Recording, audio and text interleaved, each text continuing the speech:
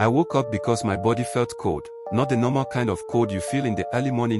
This one was deep heavy. Like it had settled inside my bones and refused to leave. My eyes opened slowly and the first thing I saw was a white ceiling, old and cracked, with a single bulb flickering like it was tired of staying alive.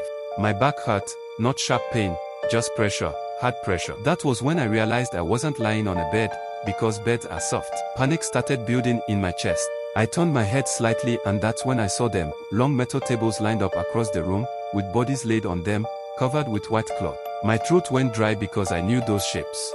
I tried to sit up but my body refused, then I felt something light tied to my toe. I forced my eyes down, and to my greatest surprise it was a white tag. My name was written on it, Bernard, my age and a time. A time that said I was already dead. My breathing slowed, not because I wanted it to, but because my body was deciding for me. That was when I heard voices outside talking casually, arguing about something small, like fuel, money or food. Two men walked in, laughing softly, still arguing as if this place was just another office.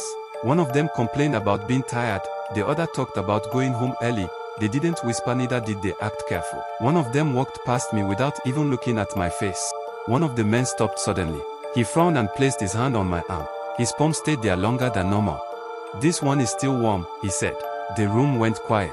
The other man laughed at first, thinking it was a joke. Then he touched me too. Neither of them rushed to help me, neither of them called a doctor. Instead, they looked at each other in a way I didn't like. A quiet understanding passed between them. One of them locked the door, the other reached into his pocket and brought out something small wrapped in cloth. He started murmuring words under his breath, not English, not loud, something low and rhythmic. My heart began to beat strangely, slow but heavy, like it was hitting a drum far away. I felt a pressure inside my chest, then my fingers twitched on their own. I forced myself to stay still. That was when I remembered something my grandmother once said, that sometimes, pretending to be gone is the only way to survive the night. I slowed my breathing even more. I let my body go heavy. I let my eyes lose focus. The men watched me closely. After a while, they seemed satisfied.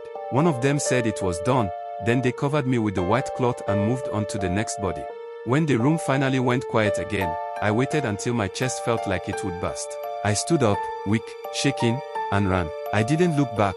After I ran out of the mortuary, I didn't stop until my legs gave up. I didn't ask questions.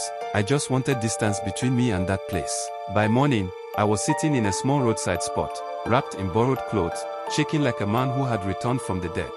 People passed, cars moved, life continued, and slowly, I convinced myself it was over. 2 days later, while I was still trying to make sense of everything, I overheard people talking nearby. They were whispering. Someone said a strange body had been found in the mortuary, a body nobody could explain. I decided to ask questions. I followed the story, and when I finally saw the body, my blood ran cold. It had my face, my exact face, same eyes, same mouth. But the scars were wrong, the fingers were longer, the skin looked stretched, like it didn't fit properly, and that was when the truth hit me.